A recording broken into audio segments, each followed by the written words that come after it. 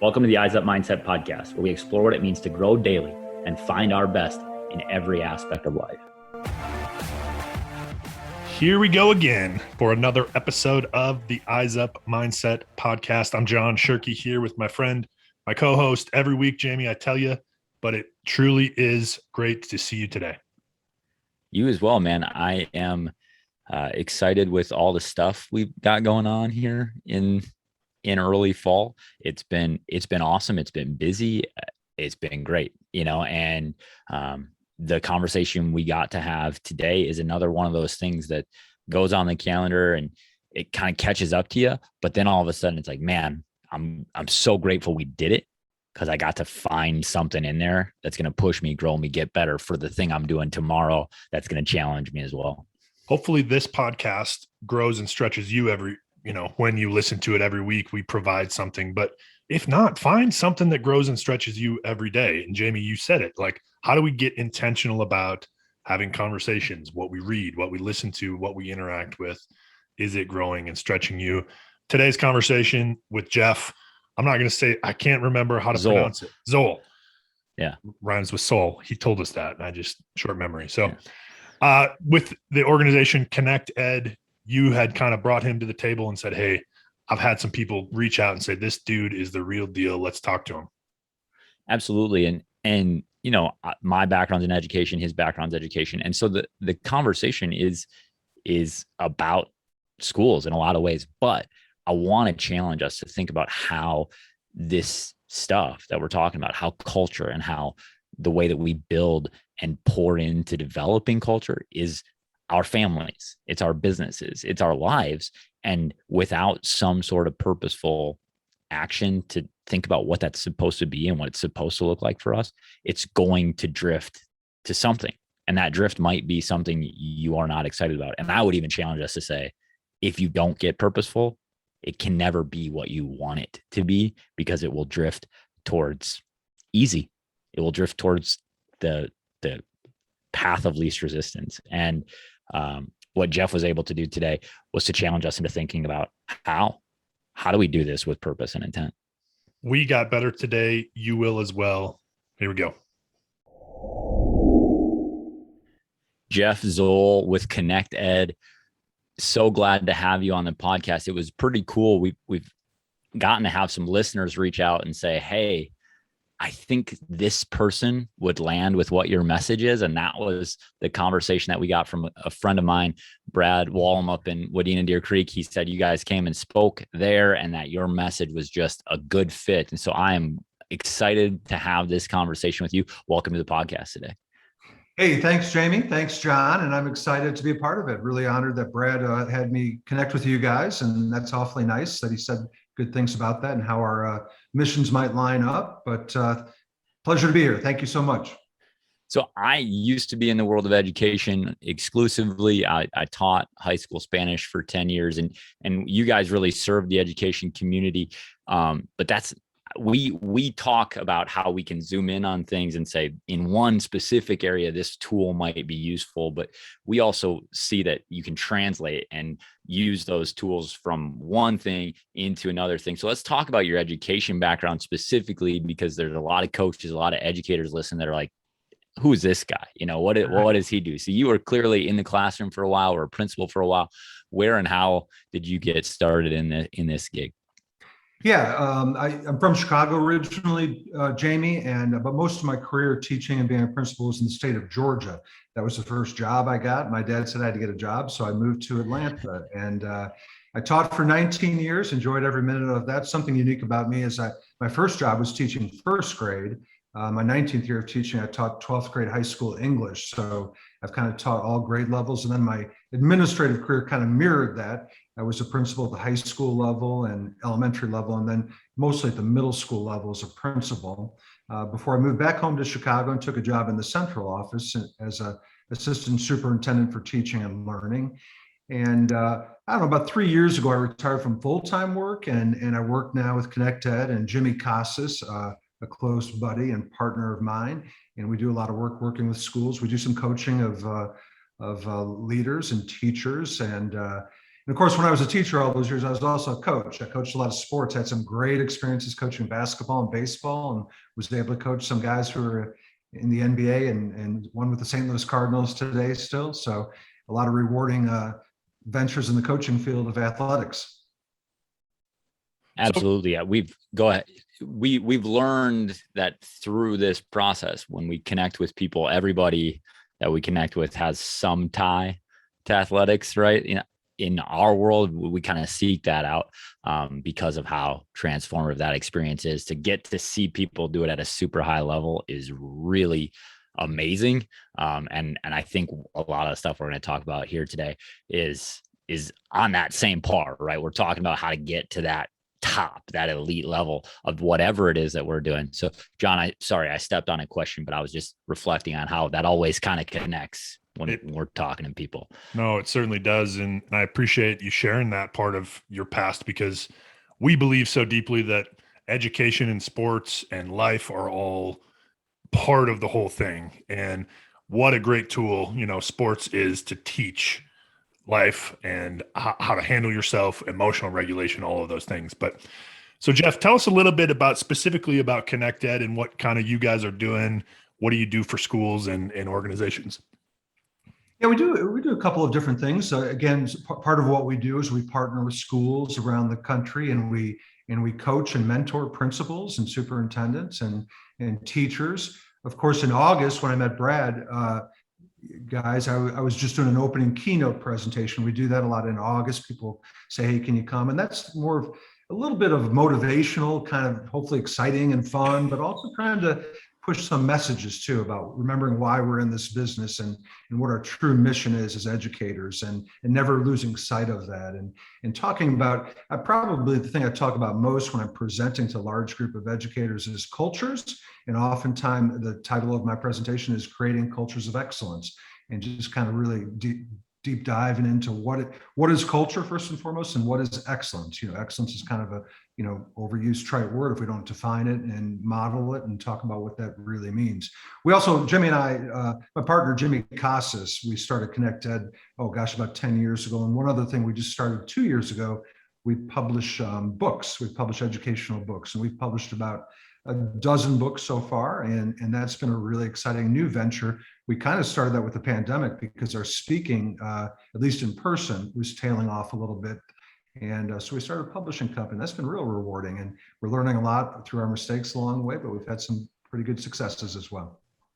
Yeah, that resonates. We started this podcast for the same reason, right? We were a little bit out of opportunities to be in person connecting with people, and we still wanted to get a message that connected, right? That dove deep into who we are and what we believe and how we can do that. And that's really, what our goal is to look at the how. So you talk about cultures. I think we land very similarly on how and what cultures are and look like. And cultures of excellence, you say that phrase and it's like, let's go, let's talk about this. So I have some questions about how, right? I think my first question is, right, we get leaders that may not realize that their system is broken. They may not realize that the culture needs fixing.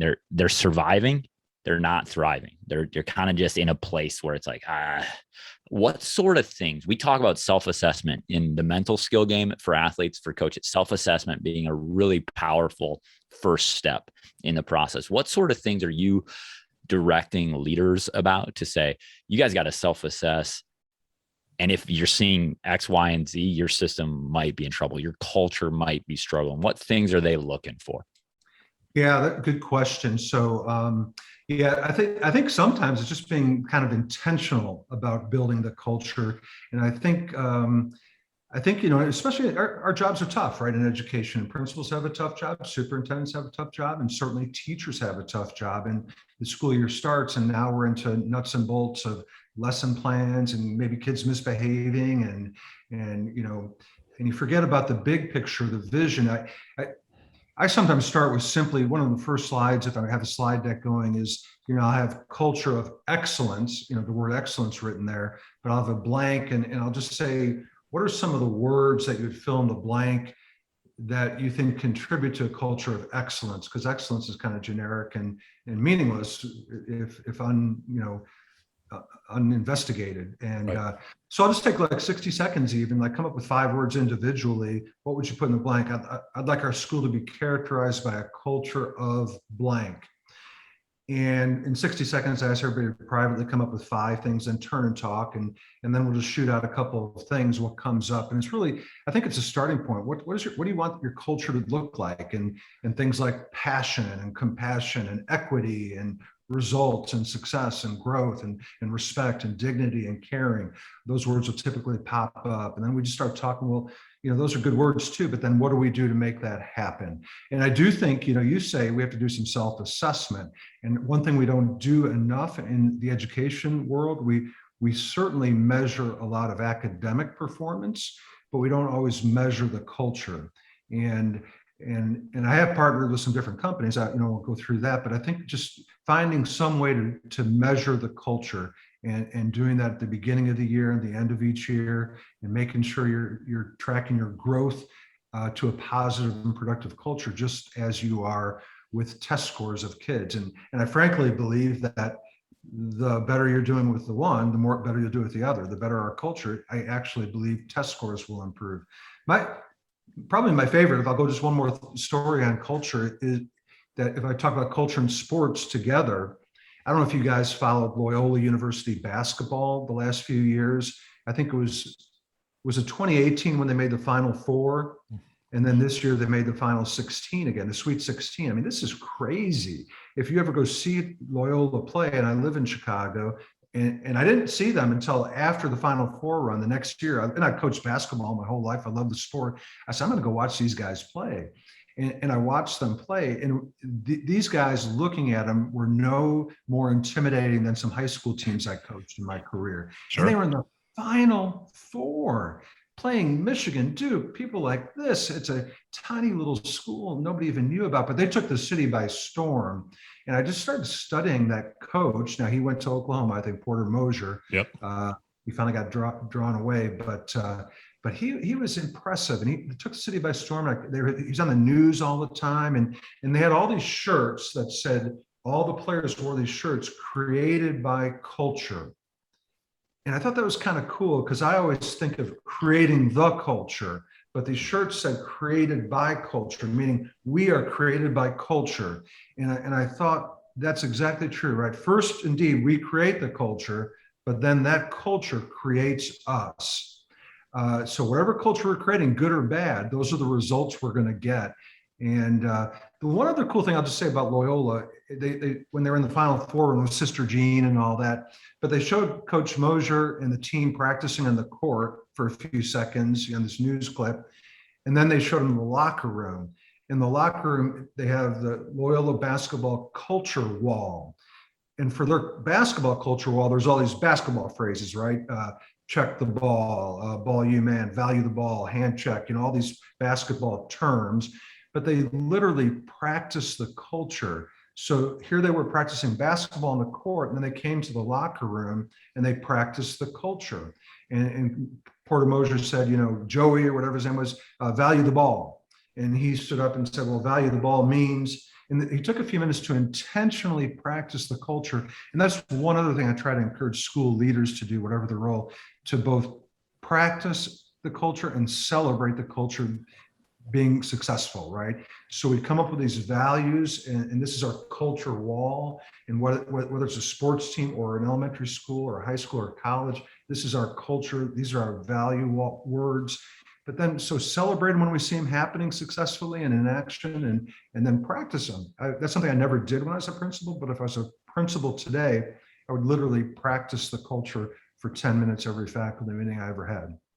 I love that. We've had previous guests on that talk about phrases, slogans, values, all of those things. And the challenge is, don't let it just be the words, right? And how do you move beyond that is just what you said. I think practicing and saying, hey, what does value the ball mean? What does a culture of equity mean to us and to this place?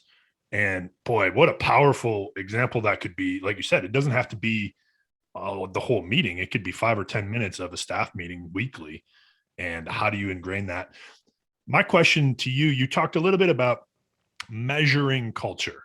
and some different ways to do that. What are some specific metrics that you have seen? Because I think we talk about, oh, let's figure out what our culture is, how it's going, those sorts of things. What are some tangible, and not to give away all of your tools, but what are some tangible metrics that you have used with people that help them to understand, okay, here's where my culture is at now and where I'm at the end of the school year, the season, whatever it is? Okay, so John, honestly, the bulk of what we did in my previous school district, my superintendent and I, we partnered with a firm up in Michigan. It was HumanX Ventures, and they do a lot of work with coaches as well. I think PJ Fleck did a lot of work. I've heard him speak up when he was with Minnesota with HumanX Ventures, but they created a culture survey, and we used that. And that, of course, that was a company that we partnered with to do that. We would do it at the beginning of each year and at the end of each year. And that was one way we, as district office leaders, that was one of the evaluation tools we used with our principals, and they would set goals based on, and again, it doesn't matter where you are today, it matters where you're going next. So Right. your point A may be here, mine may be here, and Jamie's may be way over here. It doesn't matter where we are today. It matters how far we're moving to point B. I want to judge you and any child we're working with or teacher we're working with on how much growth they're making, not necessarily where they are today. But it was just questions, and it was but the important thing was to survey both kids, staff, and parents, right? And then we'd get 3 different perspectives on the culture and from the eyes of the kids and staff and parents. And it'd be like satisfaction. Are you happy? Are you learning? Are you growing? Is this a comfortable place to be? Do people treat you with kindness and respect and things like that? And so that's a little bit of what we would do back in my previous school district in Deerfield, Illinois. So what sort of foundational pieces for you define a culture of excellence? What are some pillars, some foundations that you're going to say, without this, for me personally, I don't see us being successful? Mm-hmm. So it starts with relationships. I'll tell you what, sometimes when I talk about cultures of excellence, I'll use a book written by my partner, Jimmy Casas. And that's what I was working from up in Minnesota when I met Brad. And that book has 4 core principles. And I just drill down on those. So I don't even use what Jimmy says in the book, but the 4 core principles I always use as a starting point. For a school, the 4 core principles of a solid culture: briefly, we champion for kids, we expect excellence, we carry the banner, and we serve as merchants of hope. And just real briefly, champion of kids doesn't need that much explanation. It means that no matter what, no matter how frustrated we are, no matter what kid we're talking about, we still remember that we're here for kids and we're doing things in the best interest of kids. So we've got a champion for kids.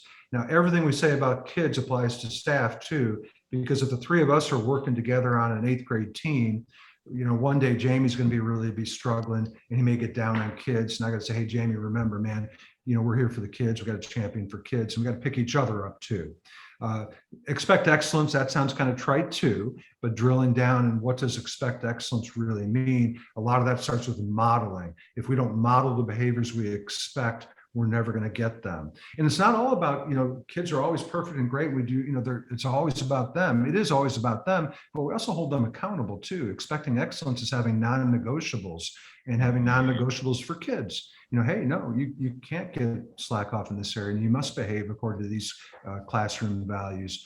But here again, it applies to us as adults too. We have to have non-negotiables where we pick each other up and remind each other, we're on the same team. We're all teaching 8th grade, and the 3 of us here, let's say, and I'm not going to be in charge of evaluating you, but the 3 of us should hold each other accountable to simply this: doing what we said we were going to do. And if we have things that we said we're going to do, then either let's stop saying we're going to do them, or let's all hold each other accountable for doing them. The third one is one second quickly. Do you find that in cultures that struggle, that this piece is the first breakdown? I think especially in schools with students, with teachers, it might be different in businesses where not everybody's valuing each other, right? We're not championing the cause of what we're trying to do in our colleagues. But to me, when I think about this, that the first step in breakdown is that we say a lot of things and we don't do a lot. model or to follow through with those things. And then we lack the courage, the relationship, the vulnerability to have these conversations and say, you're not living up to it and I'm not living up to it. And I want to hold us to a standard. In your experience, has that been true also? Because to me, that's my first thought. Yeah, absolutely. I couldn't agree more. And either we don't enforce it or only one person enforces it. Because and I talk about, I hear people say I'm just a teacher, or I'm just a bus driver, or I'm just this, or I'm just that. And I really, really hate the term I'm just that. No one's just anything if we're in a good culture. Now, I've been in school cultures as a teacher where, I kind of said, well, I'm just a teacher, because that was the culture of that school, not my preference. But that's one of the deal breakers of a strong culture, when nobody's enforcing it or only the principals enforcing it. A really excellent culture, we talk about these things that we say we're going to do, and then we hold each other accountable, not as a gotcha, but as an I got you. Does that make sense?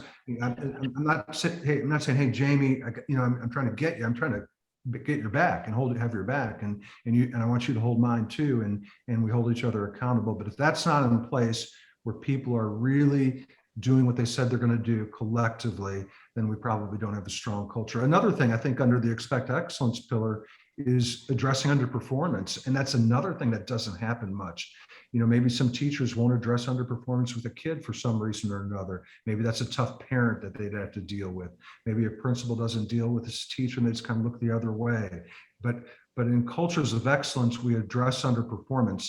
I don't think anybody loves addressing underperformance, but excellent people address underperformance, and we lose credibility when we don't do that.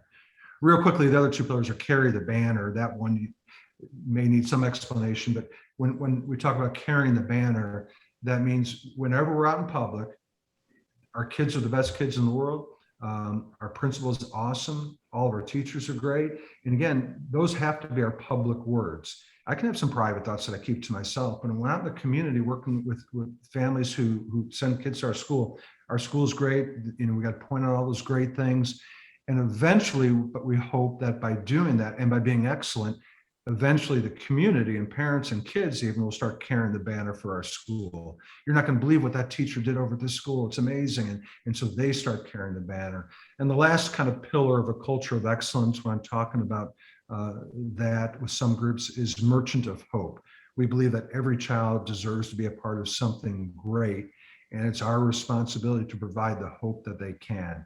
I think in coaching and in teaching my whole life, that kids would perform to the level of my expectations and my belief in them. The biggest variable about whether a child can do something is their belief that they can do it. And you guys have heard whether you can or can't, you're right? But I do believe that a kid's biggest variable about whether they'll accomplish something or achieve something is their belief that they can. Now, the biggest variable that impacts their belief is my belief in them.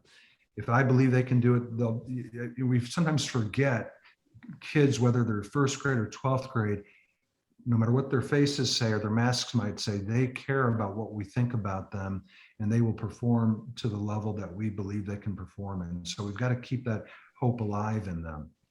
Well, and those kids turn into adults that are employees, that are parents, that are coaches, and so on and so forth. Where if you're a boss and you have an employee and you don't help them to believe in themselves, one, and don't believe in them, they're not going to accomplish the things that you set out to have.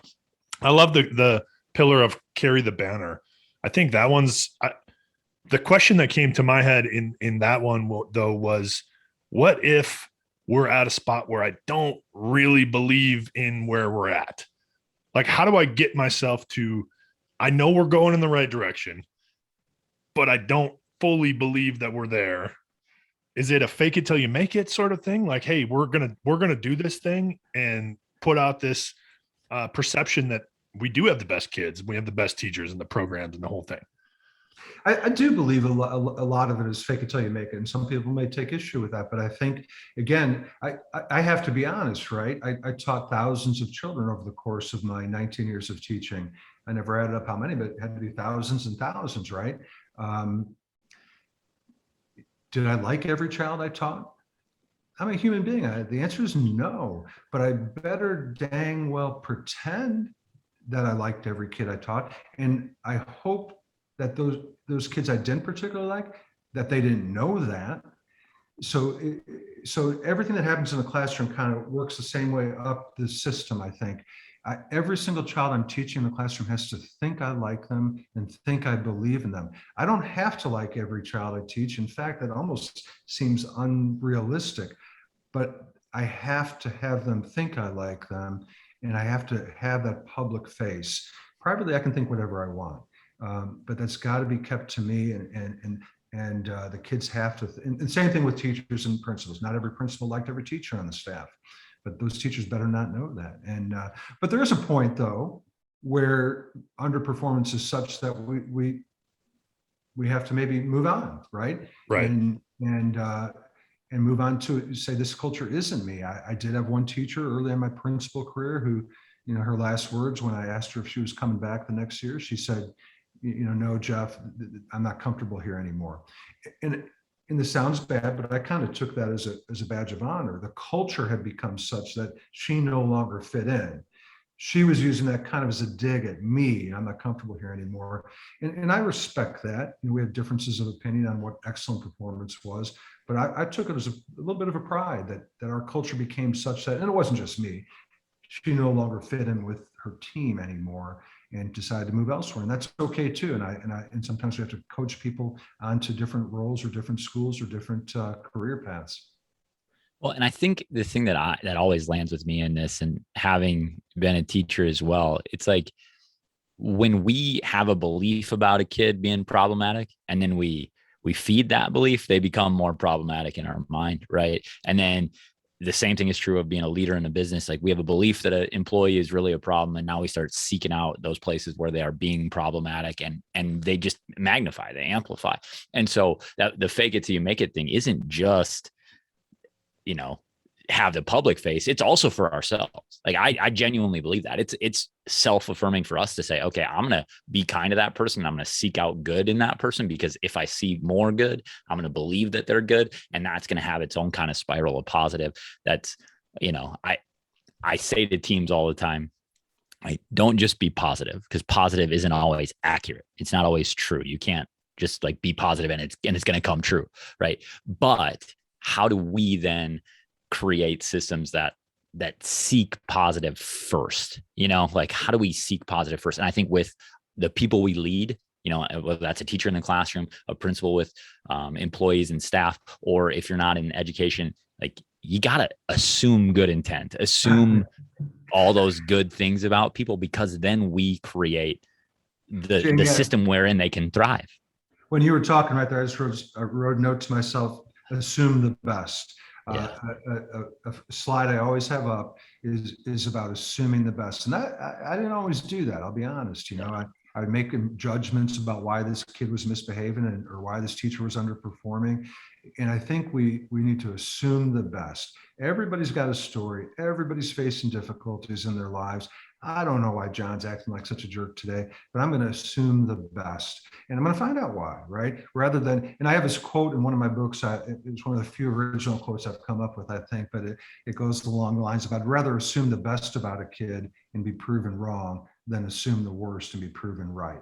So I'm going to assume the best all year long. At the end of the year, maybe I still say, that kid was kind of a knucklehead, but I tried and I assumed the best the whole way along. That's much, much better than assuming the worst and being proven right down the road. So I like what you say there about assuming the best and not making false assumptions. Well, and assuming the best also, I think we often as humans tend to personalize it. And so when we don't assume the best, and sometimes it is about us and our behavior and how we're impacting that student, that athlete, whatever. But other times it's not. And most of the time, I would argue it's not about us. Mm-hmm. And so when we assume the best, it's saying, hey, that person has a story. I don't know it. It's not about me. And that is a much easier place to start from in terms of how do I connect with what is actually happening and be part of the solution. Mm-hmm. And I think we have to find out why, right? When I was talking about addressing underperformance earlier, like I often tell this story of this one teacher on our hallway who was always late, and and the other 5 of us were always early, and we were always on time doing the right thing. And this wasn't the most strong positive culture. So I always ask the audience of teachers, what do you think the 5 of us did about the lady who always showed up late and wasn't in the hallway? And they say right away, you didn't do anything, did you? And I said, oh, it's worse than that. We talk bad about her behind her back, right? Yeah. So not only do we not do anything, we talk bad about her behind her back. But in that district, we were just teachers because the culture was kind of weak, and it was a top-down thing. And so we said, that's not my job. But in a strong culture, and we didn't dislike this woman, and she was a teacher just like us. In a strong culture, what would we have done? And I'll go through that scenario. And strong culture would have said, hey, Susie, can you be here on time like all of us? And then the other thing we would do is find out why, right? And we would not slack off on our expectation of her. She needs to be there at 7:30, just like we do, or whatever. But once I find out why, maybe now I understand, and maybe I can even help. I don't know what the situation is, health related, maybe it was childcare related. You still need to be there at 7:30. That's the standard of excellence that we can't sacrifice. But maybe I can help you get there at 7:30. Yeah, we're never gonna be able to give an opportunity for growth if we just again, it's about assumptions. It's like, they're purposely doing this because they know it makes me mad. Well, that's not true, right? I mean, that's an untrue thing that we've created for ourselves. I read this quote, and I don't know if it was from you originally, but you included it in a post that you had. You said, when you base your life on principles, most of your decisions are made before you ever encounter them. Can you unpack that? Because I think it speaks a little bit to the conversation we're having right now. If one of your principles is on time is early, like you're never going to make a decision to be late. It just happens on top of that. So discuss what you mean by that and unpack that for our listeners. I think it's super powerful. Yeah, that's a great quote. And we include that at the very first page of opening up the book of a book we wrote called The Principled Principle. And that was a book of 10 principles that we think strong school leaders kind of own. But I love that quote, right? When you base your life on principles, most of your decisions are made before you even approach them or encounter them. And I couldn't find out who said that. It's not mine, but I never found attribution to it. But so what that means to me is this is a little bit, predictability can be a bad thing. Always so predictable. It can also be a really good thing if you're a leader in an organization. For teachers who, meaning if one teacher A comes to my office and asks something, my answer is going to be the same to that teacher as it is to teacher B when she comes later. It's not one answer to one person and a different answer to the other. It's teachers appreciate predictability in their leaders in a lot of ways. Like, there's not surprises. Surprises can be fun. Surprises can usually be a bad thing. Teachers don't like a lot of surprises. They got a busy schedule and they have things on schedule. I sometimes tell the story. After I retired from being a full-time administrator, I've done a couple of interim principal jobs or interim superintendent jobs for like maternity leaves and whatnot. And I'd done a couple. And then one time a friend said, hey, can you be an assistant principal for 12 weeks for a maternity leave at an elementary school? And I hadn't done that in a while, but I said, sure, that'd be fun. And the first day was just perfect. Nice little kids. Teachers were so nice at the elementary school welcoming me. And I just walked around, said hello to everybody. And at the end of the day, I went home and somebody said, how was it? I said, man, I'm undefeated. It was a perfect day. I'm coming back tomorrow.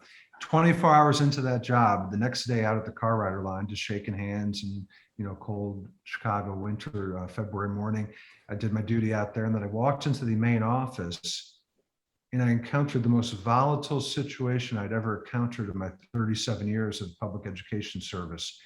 And for a second, it was so crazy. I thought it was some kind of crazy joke, but he, this crazy guy was using MFer, this MFer that, and there was still a couple of kids in the office and parents and staff members. And I was day 2, 24 hours on the job, literally. And I walked into the office, kind of happy off the car rider line. And I see this guy who's dressed like a crazy guy, and he's MF and this MF in school, this MF and teacher. And he's saying something like, I've got an appointment with Kanye West in 40 minutes and I'm losing $10,000 a minute that I'm talking to you people. And but it was going crazy, right? Screaming, going crazy. And I literally walked in. I don't even know the names of all the people there. But so what did I do? Because I don't know how to behave in that situation, but I rely on my principles, right? And I knew that, what did I want to do? I wanted to de-escalate that, and then the second thing I knew I wanted to do, if possible, was get this guy in my office one-on-one with me. So whatever happens is between him and me. What's another thing I want to clear the office of all kids and staff members, Right. and see if we could secure it. But it's just like, and Jimmy, sometimes he has a quote like, leadership's not about how we behave when we know what to do. It's how we behave when we don't know what to do. Yeah. And I like that. That applies to this too.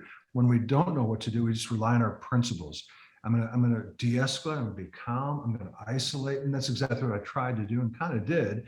But if we don't think through that ahead of time, my pastor one time talked about Sully, the pilot guy, right? He handled that situation. I doubt that he thought the plane was going to land in the Hudson that morning. But if in talking to him, right, like he had prepared for that moment for 40 years because he, is preparing for the unanticipated and having principles that you rely on when that does happen, even when we don't know what it's going to be. Jeff, if someone out there is listening and says, man, that guy gets it, I want him to come speak to us, I want to follow him, I want to learn more, where can people connect with you guys' stuff? Frankly, just an old email sometimes works. That's jeffzoul@gmail.com. On Twitter, I'm pretty active on Twitter, and my Twitter handle is at Jeff_Zoul. And our website is ConnectEDD.org. That's connect and then edd.org is our website. But we'd love to connect with your listeners anytime. That's awesome. Thank you so much for joining us and giving us some wisdom about how to build and create and sustain awesome cultures. I'm sure we could have had this conversation for hours and dug in deeply. But we want to honor you and your time. And thanks again for joining us. Appreciate you. Hey, thank you both. It's an honor to be with y'all. Thank you. Cool conversation once again today with Jeff. Jamie, I didn't know him. You kind of had interacted with a lot of his stuff leading up to this conversation. Broken record here, but we continue to have cool people that show up and give the stuff that grows us. And I believe that grows our listeners and you out there listening. Absolutely. And it's broken record. You said it, and my mind immediately went to intentional, right? What things are we not doing on purpose in our cultures, right? What values haven't we defined? Okay, define your values. Think of 5 things you want your culture to identify, and then figure out how to create the culture wall like Loyola does and say, this is what it means to do X here, right? Now, what a powerful tool that is to say, not only do we need to identify it sometimes, but we also need to identify how and what it looks like, what it sounds like, what it feels like here. And then practice it. Yeah. That was the other, he talks about practicing it. And that there was 2 moments, Jamie, I mean, there's more, but 2 things that stand out for me was the practice culture and how we talk about it. We write up, big initiatives. We do all these things. And then sometimes we measure, sometimes we don't. But then certainly I haven't necessarily been a part of a culture like that, where it's like intentional practice of culture. What does this mean for us here? And then the second thing, which kind of convicted me, I was a little bit frustrated with the carry the banner. That's why I followed it up with a question, but the carry the banner, because I've also been part of organizations, teams where I felt like people weren't carrying the banner for us. And then as I'm kind of wrestling through that, I'm like, well, what about me? Like, yeah, I don't do that sometimes. I don't do that. I didn't do that in that team, in that culture. I thought I was, maybe I was trying to, but it's also not an intentional conversation that we had about, hey, we've got to be on the same page. We have to be carrying the banner for each other. And if we don't really have a shot to create the thing that we want. I had a coach that when I first started coaching was in a place that I just didn't agree with all the stuff that was going on in terms of, what we were doing schematically, how we were teaching it, all this stuff. And I went to one of my mentors and he just told me, it's like, get on board or get out. You know what I mean? He's like, you can bring your ideas. But once you get to practice, if the kids see division between you, you've lost them. Like, you are now undermining the head coach, you're undermining the coordinator, you're undermining whoever is in leadership role for you, and you are part of the problem. So either get on board, go and have the hard conversation, go and find out the way that you need to buy into this thing, but you need to, essentially, he's saying, carry the banner or don't coach, because you are part of the problem. And that is super convicting, right? It's incredibly convicting to me also. And one of the things that I took away that was just a light bulb moment, it wasn't anything he said in there, right? But you kind of said it, actually, was that kids become adults. Mm-hmm. Right. This thing that we need to value for young people doesn't change because they're 35, because they're 45, because they're 55. Everybody wants to hear that someone else is proud of them. Everybody wants to hear, I believe that you are capable of doing this. And we might not have to say that out loud to adults, but we might have to give them the autonomy. But why not say it out loud? I know. Because it's uncomfortable. It is. Right. But it's also like, why is it more comfortable to say it to a 16, 17, 18-year-old, 2-year-old, 6-year-old, whatever it is? Why would we not? I know it's uncomfortable. For me, it's uncomfortable to tell them too. It's sometimes. Yeah. Right. But I don't know. I agree. No, I agree with you.